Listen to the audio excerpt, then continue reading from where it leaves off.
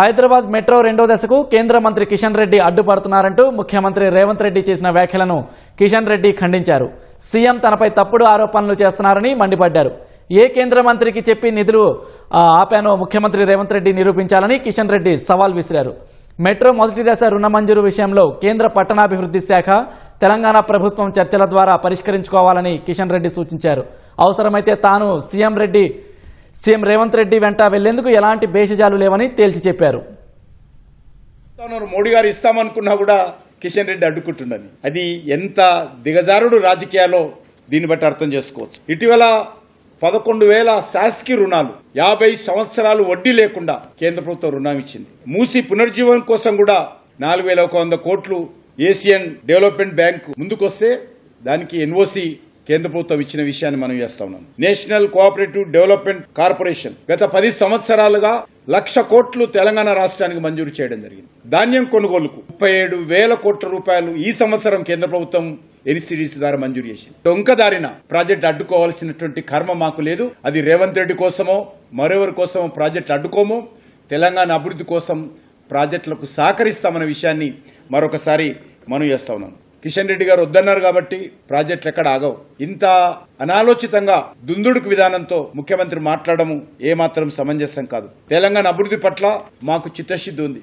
మాకు ఎవరి సర్టిఫికెట్ అవసరం లేదనే విషయాన్ని ఈ సందర్భంగా మనవిస్తున్నాను. రేవంత్ రెడ్డికి జవాబుదారీ కాదు, నేను తెలంగాణ ప్రజలకు జవాబుదారీ, తెలంగాణ అభివృద్ధికి జవాబుదారీ. తెలంగాణలో ఏదైతే హామీలు ఇచ్చామో హామీలన్నింటిని కూడా తూచా తప్పకుండా మేము అమలు చేస్తా ఉన్నాము. జాతీయ రహదారుల అభివృద్ధి కావచ్చు, రైల్వేల అభివృద్ధి కావచ్చు, లేక ఇతర అనేక రకాల అభివృద్ధి కార్యక్రమాలు కూడా కేంద్ర ప్రభుత్వము ముందుకు తీసుకెళ్తా ఉందనే విషయాన్ని ఈ సందర్భంగా మనవిస్తున్నాను. ఇవన్నీ కూడా రేవంత్ రెడ్డి కోరితే చేయలే.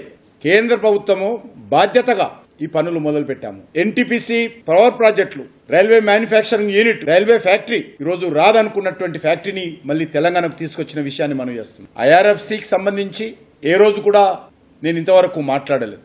13,000 కోట్ల రూపాయలు తీసుకోవడం కోసము ఒప్పందం కుదుర్చుకుంది. దానికి అన్ని రకాలుగా కేంద్ర ప్రభుత్వం సహకారం అందించడం జరిగింది. ఖట్టర్ గారితో మాట్లాడాను. ఈరోజు ముఖ్యమంత్రి గారు ఈ రకంగా తప్పుడు ఆరోపణలు చేస్తున్నారు. సమస్య ఎక్కడ ఉంది అంటే మెట్రో 1 కు గానీ మెట్రో 2 కు గానీ టికెట్ల ద్వారా, అడ్వర్టైజ్మెంట్ ఏజెన్సీల ద్వారా వచ్చేటువంటి ఆదాయం ముందుగా ఈ 13,527 కోట్లు అప్పు తీర్చడం కోసము చెల్లించాలని చెప్పి ఒప్పందం కుదుర్చుకున్నారు. కేంద్ర ప్రభుత్వం కొన్ని సూచనలు చెప్పింది, దానికి రాష్ట్ర ముఖ్యమంత్రి అంగీకరించడం లేదని చెప్పారు. ఇక్కడ ఈ చిన్న సమస్య, దీన్ని చర్చల ద్వారా పరిష్కారం చేసుకోవాలి.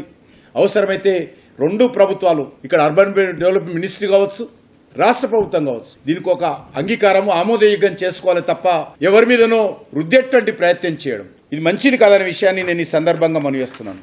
తమ వైఫల్యాల నుంచి దృష్టి మళ్లించేటువంటి ప్రయత్నము రేవంత్ రెడ్డి గారు చేస్తా ఉన్నారు. కేంద్ర అర్బన్ డెవలప్మెంట్ మినిస్ట్రీతో చర్చలు జరపడానికి వచ్చినప్పుడు కూడా నేను వాళ్ళతో రావడానికి సిద్ధంగా ఉన్నాను. నాకు ఏ రకమైనటువంటి భేషజాలు, మీరు ఇచ్చినటువంటి 6 గ్యారంటీలు ఎక్కడ పోయాయి, 420 సబ్ గ్యారంటీలు ఎక్కడ పోయాయి, మీ డిక్లరేషన్స్ ఎక్కడ పోయాయి? ఈరోజు ఆపాలనుకుంటే అనేక ప్రాజెక్టులు ఆపుతాం. ఆపే ఆలోచన గాని విధానం గాని మా ప్రభుత్వంలో లేదు. రెగ్యులర్ గా తెలంగాణ ప్రాజెక్టుల విషయంలో మంత్రులను కలుస్తూ ఉంటాను. ఎక్కడ గాని మెట్రోలకు సంబంధించినటువంటి వచ్చినటువంటి ఆదాయము ముందు ఆపరేషన్ మెయింటెనెన్స్ చేయాలి. మన Hyderabad metro first phase last లో ఉంది, అందుకే ఎల్ఎన్టీ వాళ్ళు వెళ్ళిపోయారు. అది ఉన్నంతలో లాభసాటిగా జరిగే విధంగా మేము సలహాలు ఇచ్చాం తప్ప మరి ఏదో నువ్వాపేవని నేను ఆపినంటే అది మంచి పద్ధతి కదా అనే విషయం చెప్పడం జరిగింది. నేను సవాల్ చేస్తా ఉన్నాను, రేవంత్ రెడ్డి గారు ఏ మంత్రి చెప్పిండో చూపించమని చెప్పండి. కిషన్ రెడ్డి వచ్చి ప్రాజెక్టులు ఫైనాన్స్ ఇవ్వద్దని అడ్డుకున్నాడో చెప్పండి. ఎందుకట్లా చిన్నపిల్లలాగా మాట్లాడతారు? ముఖ్యమంత్రి స్థాయిలో ఉన్నటువంటి ఆ రకంగా మాట్లాడతారా?